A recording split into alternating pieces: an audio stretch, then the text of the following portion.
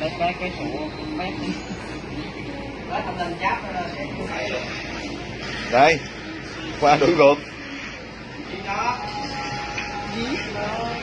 kệ mà lóc vô kìa.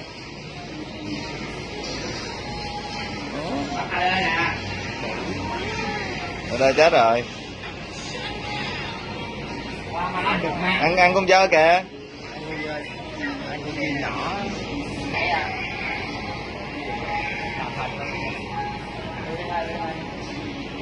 ba hết đến đó về thủ nha, ăn rồi đó. Nhiều con ấy chưa kịp đồng nào hết rồi. Dương ta dài thì ở xa xa ta. Hỏi, bánh đây, nè, nó thiếu mừng nè. Rồi, còn mà, thắng rồi mà. Nó đi nghe, khúc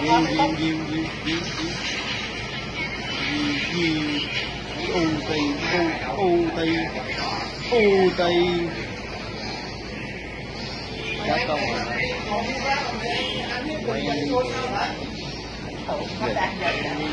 anh đéo có sát thương chém hoài không hết.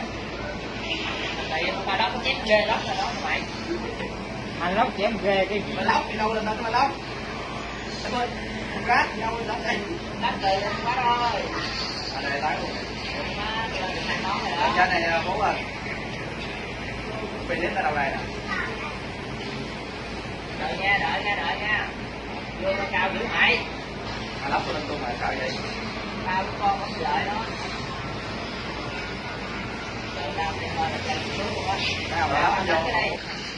Anh cầm cho quay coi. Đây nó qua đây đi ơi. Lại đi lại được.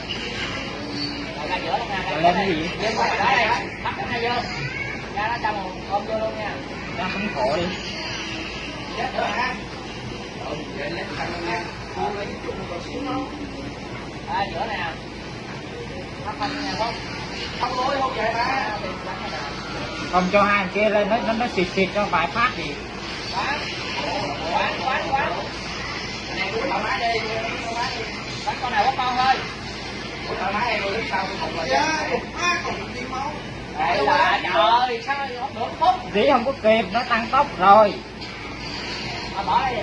Bỏ nào nha. Bỏ. Ơi, đủ quá, nó mẹ đi rồi. Chết này, nó còn gần đó.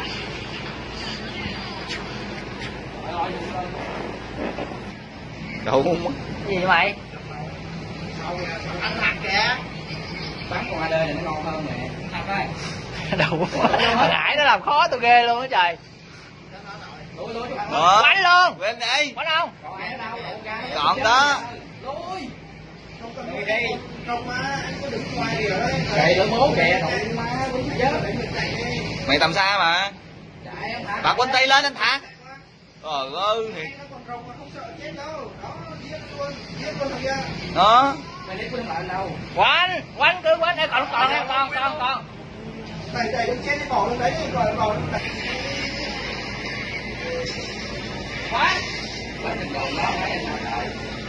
Quánh luôn. Chỉ cái lửa cây. Rồi, Thiên lên điểm số.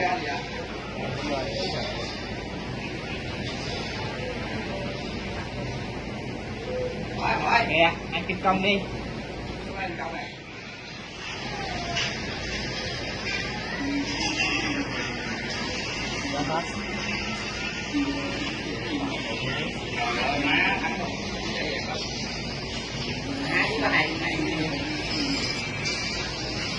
Cảm giác sao? Cảm giác đó rất là thú vị. Tại vì sáng giờ toàn thua không à. Đến 10 trận chắc thắng được 4 trận luôn.